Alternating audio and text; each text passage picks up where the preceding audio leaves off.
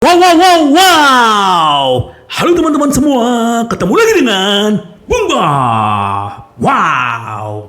Sahabat Bob, ya kali ini gue pengen bahas sedikit kisi-kisi ya setelah pertandingan-pertandingan kemarin. Ya salah satu yang pengen gue bahas adalah bahwa Inter musim ini telah menjalani 15 pertandingan dan 5 kekalahan dan 10 kemenangan sahabat Bob ya. Tapi sebelum lanjut sahabat Bob, silakan subscribe dan klik loncengnya. Thank you sahabat Bob ya. Sahabat Bob masih ingat gak siapa waktu pembukaan kita waktu melawan Liga Serie A ya, di awal kita ketemu dengan yang namanya Lecce ya. Lecce ini sedikit gue pengen flashback aja gitu loh. Kenapa gitu? Waktu lawan Lecce kita menang, tapi ya menangnya juga kita di menit-menit akhir itu adalah pembukaan Italia Serie A ya. Jadi itu benar-benar agak grogi atau gimana, dan kita melihat permainan Inter belum begitu padu ya. Nah setelah itu kita ketemu Spezia, juga ketemu dengan Spezia kita menang, tapi juga belum menemukan ritme permainan. Nah di pertandingan ketiga kita ketemu siapa? Lazio, dan kita kalah sahabat Bob ya, kalah. Setelah Lazio kita ketemu Cremonese, kita juga menang melawan Cremonese, tapi setelah itu terjadi yang namanya Derby Milano ya, dan kita kalah padahal kita unggul duluan lewat Brozovic sahabat Bob ya.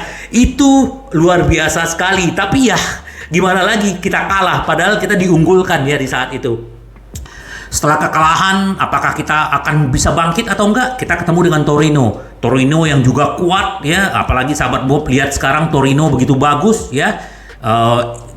Dan kita ketemu menang juga melawan Torino. Nah setelah lawan Torino ya, kita ketemu Udinese nih. Dia kalau nggak salah ini di akhir September ya, ketemu Udinese. Dan kita juga unggul duluan dari tendangan bebasnya Nicolo Barella, tapi kita kalah lagi sahabat Bob. Wow, banyak kali kritikan ya. Ini sudah mulai menggaung Inzaghi out, Zang out, macam-macam dah. Fans-fansnya Inter seperti apa? Sahabat Bob boleh komen gimana melihat pertandingan Inter selama musim ini sahabat Bob ya. Setelah ketemu Udinese, kita akan ketemu di awal Oktober. Kita punya harapan karena kita akan ketemu dengan Mourinho ya. Mourinho musim lalu tidak berkutik, 4 kali ketemu dengan kita ya. Coppa Italia, Liga Italia, tidak pernah menang sekalipun, dan kita selalu menang sahabat Bob. Nah, harapan besar. Tapi apa yang terjadi? Kita kalah lagi. Wow. Ini luar biasa sahabat Bob, udah kalah berturut-turut. Habis itu kita mau ketemu dengan siapa? Barcelona. Disitulah yang terjadi yang namanya, kalau menurut gua titik balik ya, nggak tahu lah, itu kan ada libur ya 2 minggu karena ada international break ya kan. Terus kita ketemu dengan Roma, kita kalah. Nah mungkin setelah ketemu Roma itulah bagaimana akhirnya waktu itu Hakan membuat gol jarak jauh dari luar kotak penalti dan membungkam Barcelona waktu itu dengan 1-0. Wow, kebayang ya bagaimana sangat diprediksi bahwa Barcelona akan menang mudah melawan Inter. Tapi apa yang terjadi? Itu gue melihat permainan Inter yang terbaik ya saat itu ya. Nah, ini kalau yang gue lihat, wow gila, permainan seperti itu kok bisa kalah melawan Milan, kok bisa kalah melawan Lazio, itu pikiran gue ya. Nah setelah ketemu Barcelona, kita mau mulai lagi dengan Serie A. Kita ketemu dengan Sassuolo, kita juga menang sahabat Bob. Udah. Habis itu kita ketemu lagi Salernitana, kita menang lagi sahabat Bob. Wow, ini luar biasa.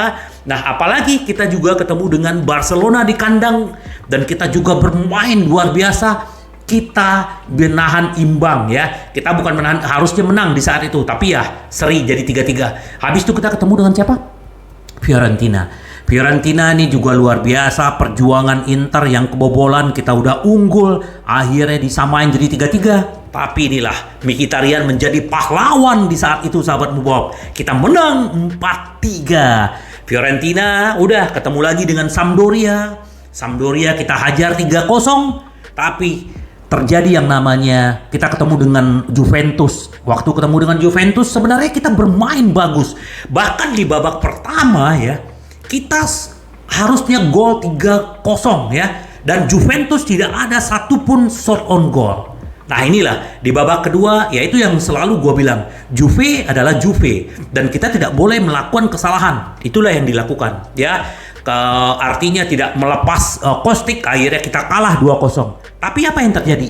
Apakah kita merana? Apakah kita meratapi kekalahan? Tidak, sahabat Bob. Itu bukan Inter. Akhirnya Inter ketemu dengan Bolonya, kita menghajar 6-1, dan kemarin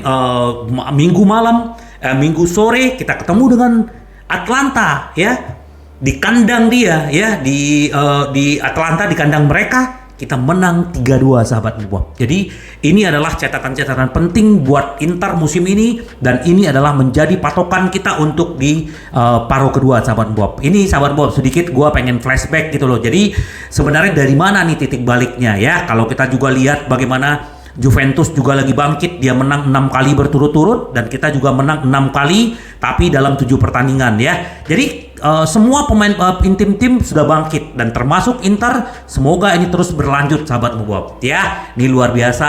Nah, ini sedikit yang pengen gua soroti. Ini kan kita berbicara Lukaku cedera, ya. Penggantinya Dzeko, dan Dzeko tahu sendirilah bagaimana dia bagusnya, ya kan. Nah makanya kenapa ini yang dibilang Opa Marotta, kami ingin memperpanjang kontrak Dzeko yang layak diperpanjang. Nah yang menarik, dia bilang gini, kami tidak akan melakukan hal yang sama kayak waktu Perisic. Ini tidak akan terjadi gitu loh. Saya tidak berpikir begitu. Situasi Dzeko akan berakhir seperti Perisic, ya. Dia telah menunjukkan bahwa dia ingin terus di Inter, ya, sahabat Bob. Dia pengen terus memberikan yang terbaik buat Inter. Nah, seperti yang video gua sebelumnya, gua bilang bahwa Dzeko terus memperpanjang kontrak di Inter, tinggal negosiasinya aja, sahabat Bob, ya. Sahabat Bob tahu, selama dia berseragam Inter, ya, dia sudah tampil 70 kali dan mencetak 26 gol. Dan selamat buat Dzeko, telah tampil selama 250 kali sejak berkarir di Serie A. Sama dengan Inzaghi, ya. Inzaghi sudah memimpin 250 pertandingan juga. Dan Dzeko luar biasa, dan kita berharap benar-benar ini diperpanjang, ya, karena kita tidak bisa berharap banyak dengan Lukaku, ya, sahabat Bob. Tapi inilah luar biasanya Dzeko yang kemarin juga menjadi man of the match. Kita tunggu aja kabar baiknya, ya, karena ini libur, manajemen akan bekerja untuk memperpanjang kontrak-kontrak para pemain. Begitu juga gua juga belum dapat update-nya bagaimana Skriniar, katanya tanggal 13. Sekarang kan udah lewat, ya. Kita tunggu aja, sahabat Bob, seperti apa. Ini luar biasa.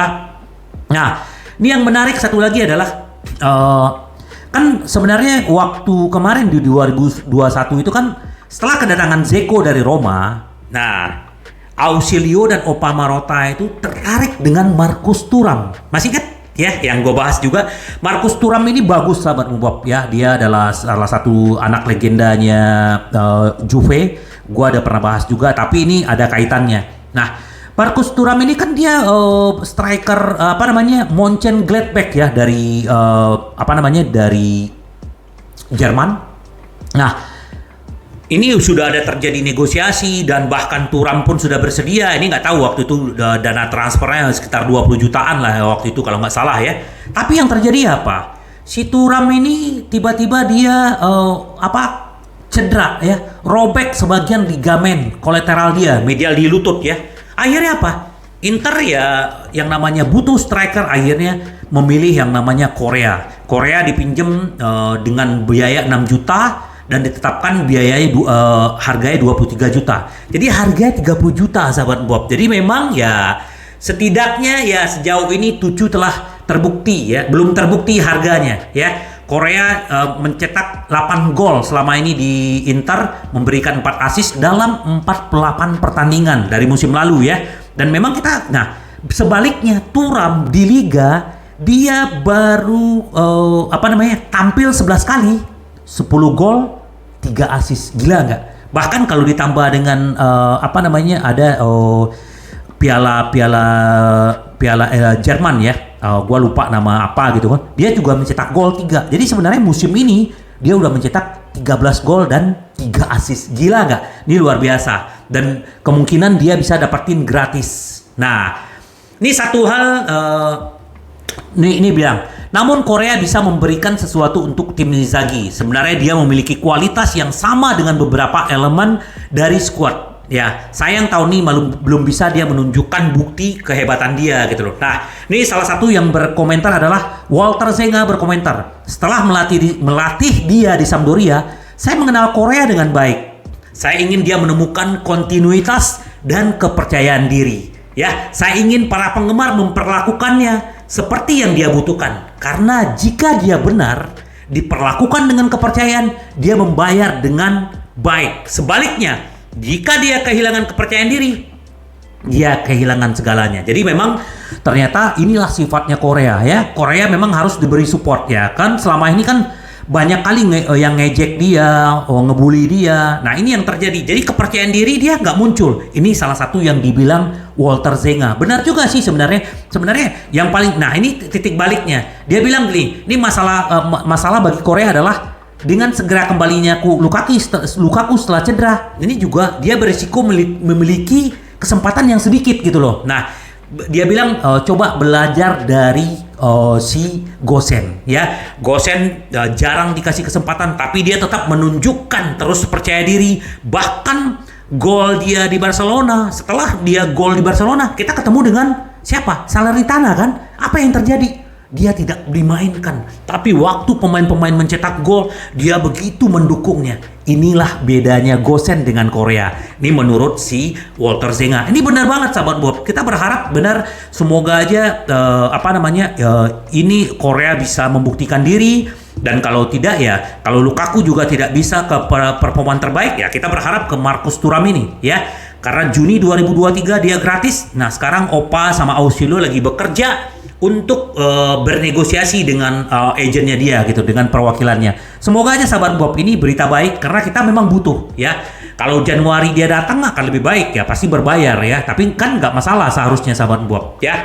Ini luar biasa. Nah sedikit gua pengen ngomentarin apa yang dibilang legenda kita Adani. Dia bilang Lautaro Martinez pemain penentu, akan melanjutkan warisan Argentina dari Gabriel Batistuta dan Hernan Crespo di Serie A. Ya, dia bilang gitu. Pemain berusia 25 tahun itu menuju ke Piala Dunia di mana ia diharapkan menjadi pemain kunci untuk tim nasional Argentina. Hal itulah yang telah menjadinya untuk klub. Seperti halnya ia telah menjadi untuk klubnya, ya. Adani merasa Martinez telah mengambil langkah maju dan kini bisa disejajarkan dengan legenda Batistuta dan Crespo. Wow, ya. Memang luar biasa ya Martinez nih, pertumbuhan dia, kegigihan dia, kita tahulah fisiknya juga luar biasa dan tidak pernah cedera sahabat Bob ya, semoga aja. Nah dia juga, si Adani juga mendukung si Lautaro ini di Piala Dunia. Terus dia bilang Lautaro Martinez adalah pemain yang datang, dia tegas dan kejam di usia 25 tahun.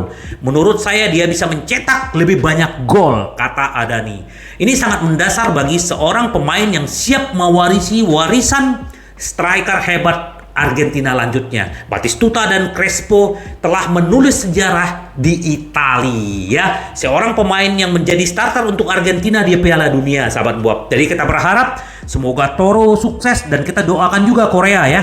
Dia benar-benar bisa gacor. Kalau kita melihat beberapa pertandingan terakhir, Korea juga sudah mulai menampilkan permainan terbaik dia, sahabat Bob. Semoga sahabat Bob ya, kita doakan pemain-pemain Inter dan Inter juga bangkit terus ya, terus membuktikan diri sahabat Bob. Oh iya sahabat Bob ya, karena nanti Serie A akan libur, gua mungkin akan membahas tentang Piala Dunia. Ya, sahabat Bob boleh komen apa jagoan sahabat Bob nih untuk Piala Dunia di Qatar yang akan mulai 20 November ya. Selain ada berita-berita Inter pasti gue akan update, tapi gue juga akan update tentang Piala Dunia karena ini 5 tahun sekali sahabat Bob ya. Ya sahabat Bob, thank you supportnya. Sampai ketemu lagi dengan Bung Bob. Bye bye. Ci vediamo. Yes.